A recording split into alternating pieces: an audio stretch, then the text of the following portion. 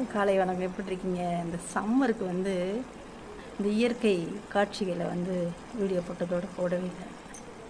எப்படி இருக்காங்க நம்ம ஃபிஷ்? நாங்கள் சம்மருக்கு போனப்போ 2 பேர் டெத் ஆகிட்டாங்க.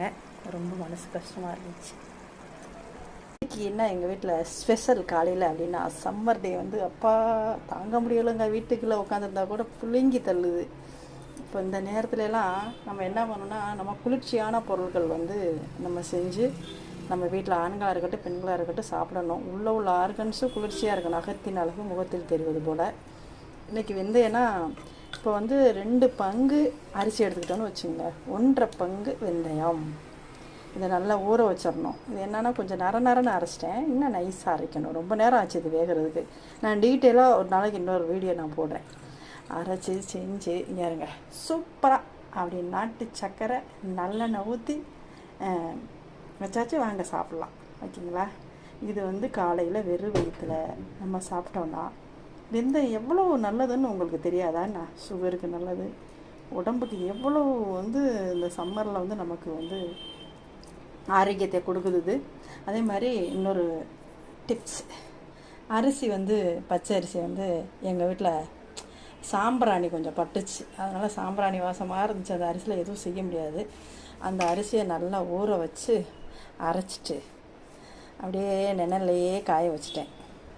நல்லா காஞ்சிருச்சா, இதை லைட்டாக மிக்சியில் என்ன ஒரு சுற்றினோன்னா அந்த கட்டியெல்லாம் இல்லாமல் கோல மாவில் கலந்து இதை வச்சுக்கிட்டோன்னு வச்சுங்களேன், கோலம் போடுறதுக்கு நல்லா யூஸ்ஃபுல்லாக இருக்கும். இது எல்லாத்துக்கும் தெரிஞ்சதான். ஓகேங்களா? அடுத்தது இன்றைக்கி என்ன பண்ண போகிறேன்னா, எனக்கு வந்து கால் வலிங்க. கால் ஒரு 90 நாட்கள் அந்த ஜவ்வு விலகி இந்த ஆக்சிடெண்ட் ஆனதில் காஞ்சிபுரத்துலேருந்து வரும்போது கட்டு போட்டே இருந்தேன். இப்போது இன்னமும் கொஞ்சம் அந்த பெயின் 90% சரியாயிடுச்சு. இன்னும் 10% சரியாகணும். மடவாட்டங்கால் சொல்லுவாங்கள்ல, அந்த சூப்புக்கு மிக்சியில் எல்லாம் போட்டு ரெடியாக வச்சுருக்கேன். சின்ன வெங்காயம், சீரகம், மிளகு எல்லாம் போட்டு அரைச்சிட்டு இனிமேல் அதை செய்யணும்.